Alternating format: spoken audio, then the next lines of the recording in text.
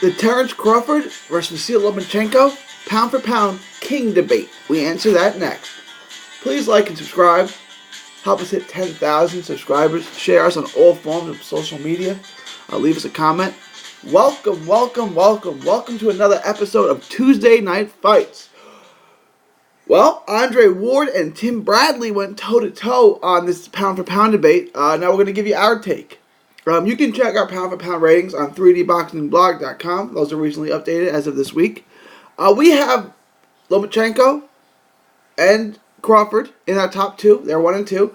But in what order and why? First, we want to get into the reality of the matter. When Floyd Mayweather was active, he was clearly number one. End of story. When Roy Jones Jr. was in his prime, he was clearly number one, pound for pound. Prior to that, it was Sweet Pea, who was clearly number one, pound for pound. And this is no longer the case, right? There is no clear-cut number one guy like there was with Floyd and Roy and Sweet Pea. This is a genuine debate. Any of the following names are reasonable. I'm going to give you 4 names. If you want to make any one of these 4 guys your pound-for-pound king, that is completely reasonable. Terrence Bud Crawford, Vasil Lomachenko, Canelo, and Inoue.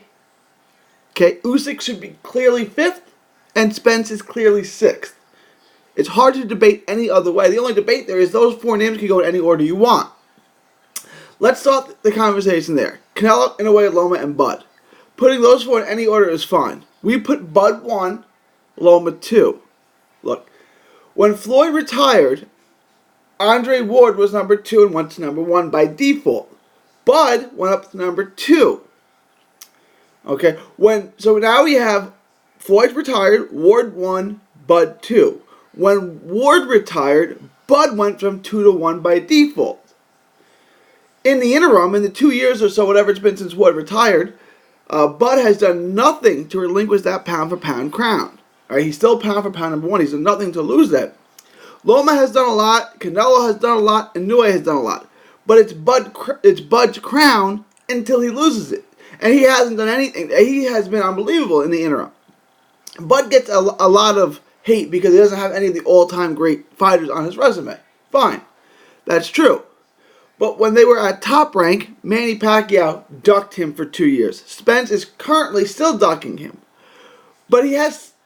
The truth about Crawford is, yeah, those guys have ducked him. I mean, we can sit there and argue it. I can give you all the facts that, Pacquiao demanded $20 million and fought other guys for less. Jeff Horn. Spence said that,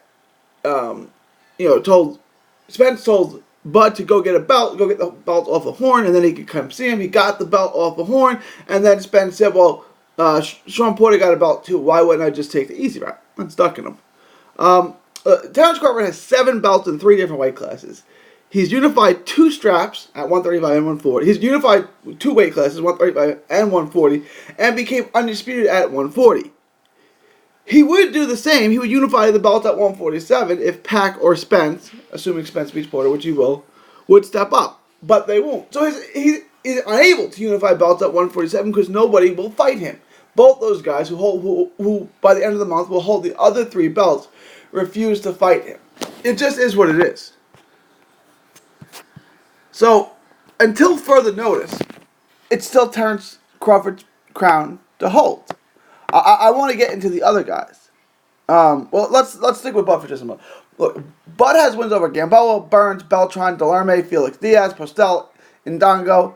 That's all before moving up to 147. It's a really good resume. Granted, it's not great, right? Like, it's not as good as you want the pound-for-pound king's resume to be. It's not as good as Canelo's resume. But it was what was on the table for him at 35 and 40, and he cleared out those 2 weight classes.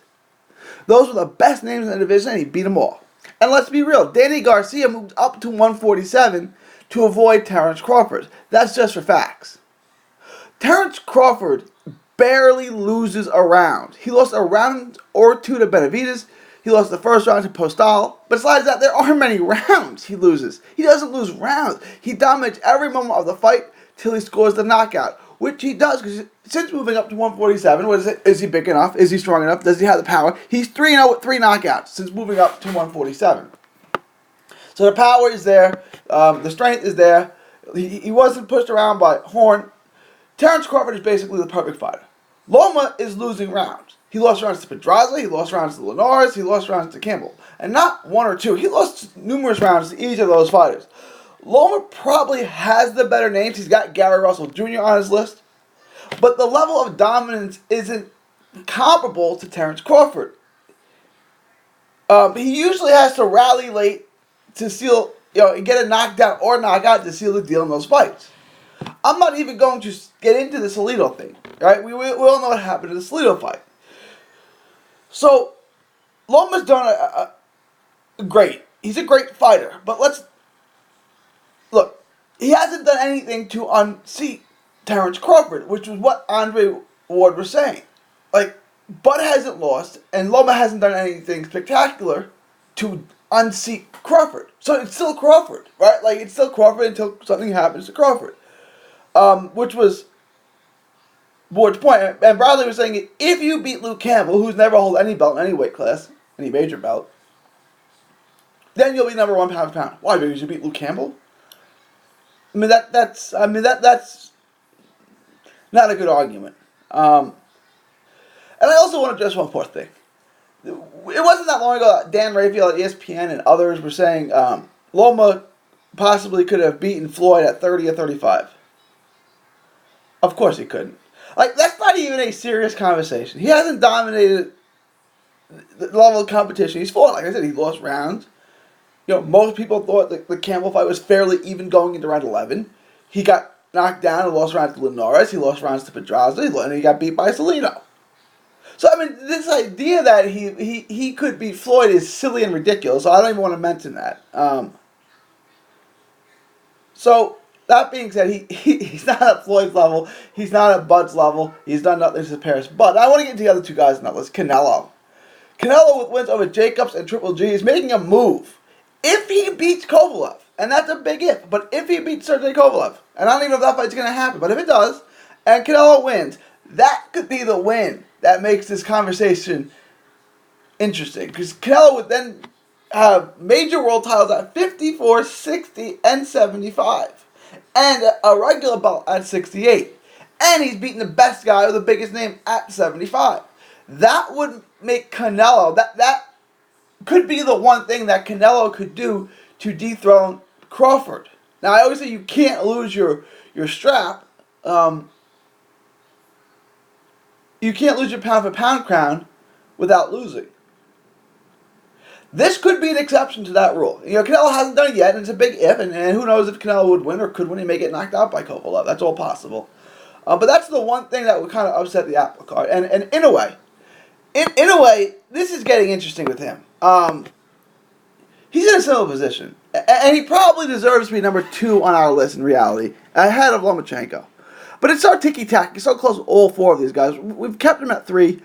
He has so many great wins, and he skipped over an entire weight class. He skipped over the flyweight division, going straight from 108 to 115. Now he's at 118. He is scary good. He's a 3-division world champ at the age of 26, and he skipped over a division. That's wild. And he blows everyone out. What he's done, how he's running through 118 is scary, because it might be the best division in the sport. And he's just blowing dudes out. If he blows away Danail like he did with Gavin McDonald, Payano, and Manny Rodriguez, he will go to our number 2. But we can't dethrone the king, which is Crawford. I don't know if there's a path to, in a way, being the pound-for-pound king, short of Bud losing it, right? If Bud lost to whoever, then Inoue may go to number 1. But outside of that, I don't know that Inoue gets above number 2. Let us know what you think. That's our top 4. We're saying Bud Crawford remains at number 1. Loma at number 2 because of Bud's level of dominance, and he won the crown by default when Floyd, then Ward, retired, making it his title. And Loma's done nothing to dethrone him. He's done nothing to take that crown from him, and Bud's done nothing to lose it. Let us know what you think. Am I right about those 4? I don't see how you make an argument for anyone not enough those 4 guys to be number 1 pound for pound, and rank those guys. Give me your pound for pound list. Leave your thoughts, comments below. Please smash the like and subscribe button. Help us hit 10,000 subscribers. Share on all forms of social media. for another edition of Tuesday Night Fights. This is 3D Boxing from Texas to the world, saying thank you and God bless. Enjoy 3D Boxing vlog videos? Show us some love by clicking the like button. Don't miss a tweet, post, story, or video. 3dboxingvlog.com is also on Facebook, Twitter, and Instagram. Hit the subscribe button now to stay inside the ring.